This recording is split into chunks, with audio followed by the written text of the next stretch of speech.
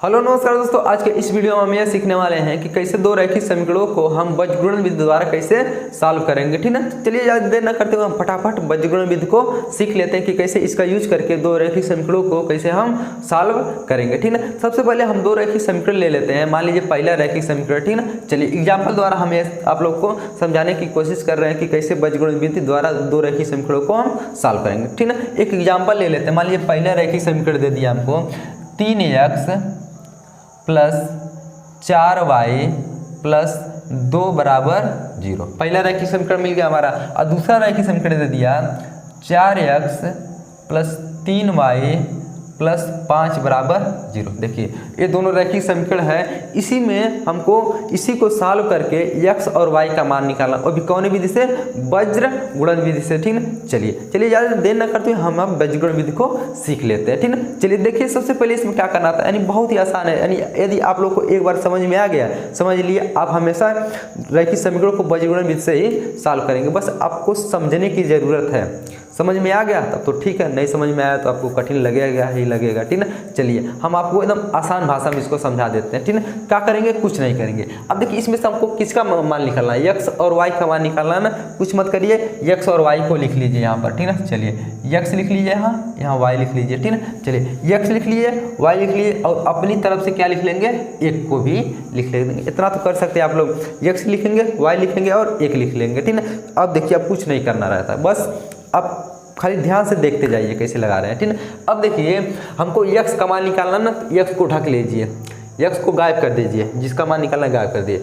अब देखिए x का मान निकालना है, यहाँ पर x को गायब कर दिए, क्या क्या बचा हमारा? y का गुणांक 4 बचा, 3 बचा और 2 बचा और 5 बचा। यहाँ लिख लीजिए 4 3 बचा ना, तो 4 लिख लीजिए और 3 लिख लीजिए, 2 बचा और 5 बचा, 2 लिख लीजिए और 5 लिख लिए। देखिए x वाले के नीचे जब x का मान निकालेंगे तो x को गायब करके बाकी जो कुछ भी बचा उसको लिख लेंगे। अब y का निकालना तो y को ढक लीजिए, y को ढक लीजिए। अब क्या क्या बचा हमारा? 3 4 2 5। देख लें 2 5 हम लोग लिख चुके हैं, 2 5 लिख चुके हैं, 2 5 को नहीं लिखेंगे, खाली कौन सी लिखेंगे हम? 3 4, यानी जिसको लिख चुके हैं उसको नहीं लिखेंगे दोबारा। ठीक है, चलिए 3 और 4 को लिख लीजिए, 3 और 4 को लिख लिए। चलिए यानी एक बार इसको ढके हाई दोनों बच्चा इसको लिख दिए, एक बार इसको ढके तो हाई इसको लिख दिए, क्योंकि हाई स्कूल लिख चुके थे इसलिए इसको हम नहीं लिखे। अब देखिए आप कुछ नहीं करिएगा, आंख बंद करके जो शुरू वाले में रहेगा वही लास्ट वाले में जाके लिख लीजिएगा। ठीक है, देखिए शुरू में कितना है? 4 और 3 है ना, लास्ट में कितना हो जाएगा हमारा? 4 और 3, यानी जो शुरुआत में रहेगा वही लास्ट में जाके लिख दीजिएगा। ठीक, चलिए बस अब इसी को सॉल्व कर लेंगे, हमारा आंसर आ जाएगा। अब कैसे सॉल्व करेंगे? ठीक, ध्यान से देखिएगा, यहाँ x है तो x लिख लीजिए, बटे का चिन्ह लगाइए। ठीक है, चलिए अब कुछ नहीं करेंगे, तिर्यक गुणा करेंगे। तिर्यक गुणा तो आता ही होगा, तिरछा तिरछा गुणा करते हैं इसमें। ठीक है, यानी इसका गुणा इसमें करिए, 5 का गुणा 4 में करिए, क्या हो जाएगा? 5 चौक को 20, यहाँ 20 लिख लीजिए। ठीक है, 20 लिख लीजिए। अब घटाना का चिन्ह लगाएंगे, घटाना का चिन्ह लगाइए, फिर इसका गुणा इसमें लिख करिए, 3 दूना 6 तो 6 लिख लिए। बस देखिए कितना आसानी से हो गया। इसका गुणा इसमें करके घटाना चिन्ह लगा फिर इसका गुणा इसमें कर दिए बराबर। फिर y है तो y को लिख लीजिए बट्टे, फिर इसका गुणा किस में करेंगे? इसमें करेंगे, तो 2 गुणा 4 में करिए, 2 चौक को 8, फिर माइनस का चिन्ह लगाएंगे, फिर 5 का गुणा किस में करेंगे? 3 में, 5 3 15 हो गया। फिर बराबर का चिन्ह लगाइए, यहाँ 1 है तो 1 लिख लीजिए बट्टे, फिर इसका गुणा किस में करेंगे? इसमें करेंगे, 3 तरीका 9, फिर माइनस का चिन्ह लगाइए, फिर 4 का गुणा 4 में करिए, 4 चौक 16। बस सॉल्व हो गया हम लोगों का। ठीक है, चलिए अब घटाना तो घटा सकते हैं आप लोग। 20 में से 6 घटाइए, कितना बचेगा? x बटे 20 में से 6 घटाएंगे तो 14 बचेगा, x बटे 14 बराबर, यहाँ y बटे जब 8 में से 15 घटाएंगे तो घटेगा नहीं, लेकिन 15 में से 8 घटाएंगे तो कितना बचेगा? 7 बचेगा, क्योंकि इसके पहले माइनस है तो -7 बच जाएगा बराबर। 1 बटे 9 में से 16 घटाएंगे तो माइनस में बचेगा, कोई कितना?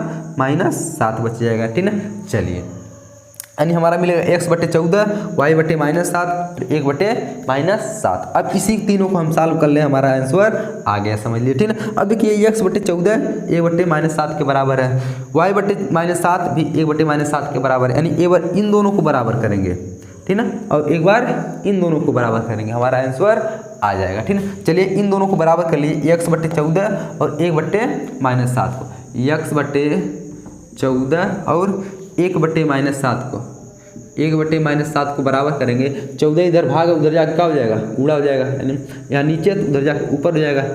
14 कितना हो जाएगा -7। इसको काट देंगे तो हमारा आ जाएगा 7 दूना 14, वही माइनस है तो -2 आ जाएगा।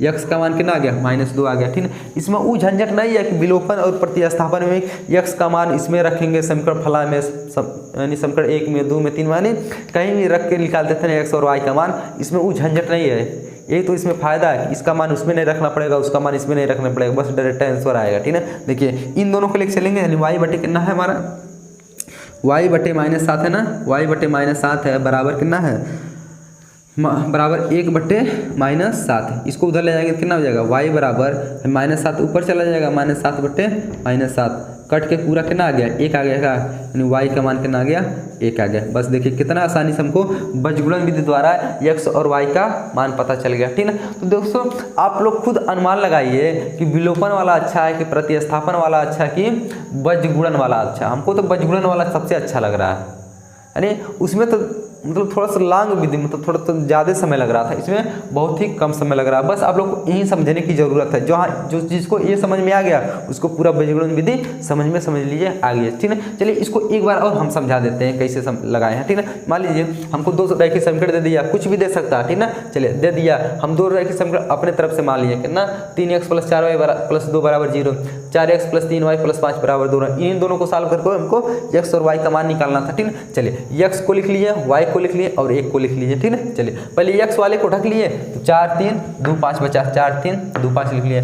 y को ढक लिए, अब देखिए जो लिख चुके हैं उसको नहीं लिखेंगे, 2 5 हम लिख चुके हैं ना, 2 5 लिख चुके हैं, लेकिन हाई 3 4 नहीं लिखते हैं, 3 4 लिख लिए। अब हम बताए हैं जो शुरू वाले में रहेगा वो लास्ट वाले में जाके छाप दीजिएगा, नहीं लिख दीजिएगा बस। अब तिरछा गुणा कर लीजिए, x को यहाँ लिख लीजिए, एकर गुणा यहाँ करें 20 आ गया, इसका गुणा यहाँ करें 6 आ गया।